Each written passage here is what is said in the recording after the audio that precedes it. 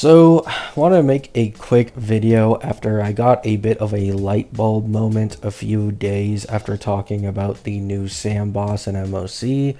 There is dual single target bosses on both sides of the 3.7 MOC reset.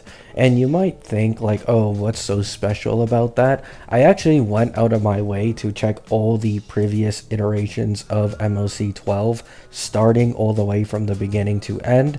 And there actually has never been two purely single target bosses in the history of the game on one MOC. So this is actually a first, which is, pretty crazy. And it's even crazier when you think about the fact that there's only one single target damage dealer in the entirety of Amphorius, being Archer. Of course, some others have bounce damage. However, bounce can still be utilized decently well in AoE, and the other majority are just AoE damage dealers.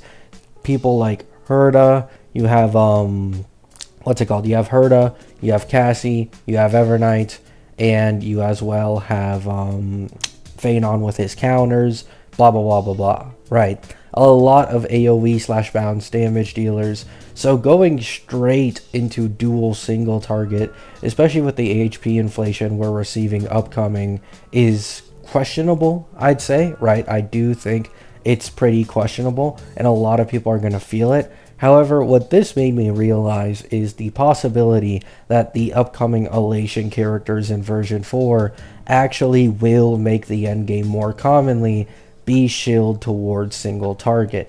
The reason I think this is if you've played the recent Elation event added in HSR, one thing you may have noticed is that the gimmicks that you need to do in order to build up these stacks to get your elation damage off, the elation damage is bounce damage, right? It doesn't matter if there's one target or 5 targets, it's always going to do a fixed amount of damage depending on the amount of stacks that you've built up. And in this case scenario, bounce damage dealers' best case scenarios are pure single target because they're able to just fatly stack all their damage onto one person, right?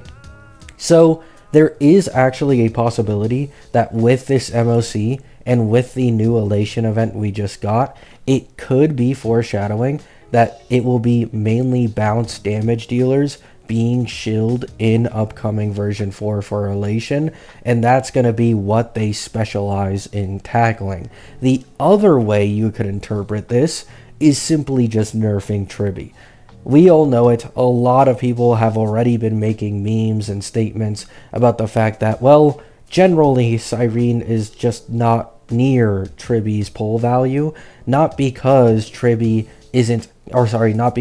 isn't competitive with Tribby in Chrysosera teams, but because of the fact that outside of Chrysosera teams, she loses quite noticeably to Tribby, right?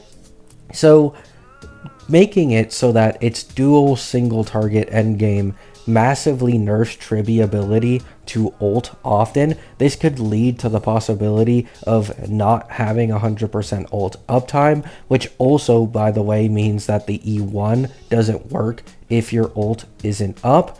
And also, it just nerfs Tribby's energy regen in the first place at all. So this also nerfs DDD procs and constantly spamming action advance for your team. So whichever way you want to interpret it, it could mean something for the upcoming Elation path and meta in version 4, or it could just be them wanting to nerf Tribby to make Cyrene look better. Just some food for thought.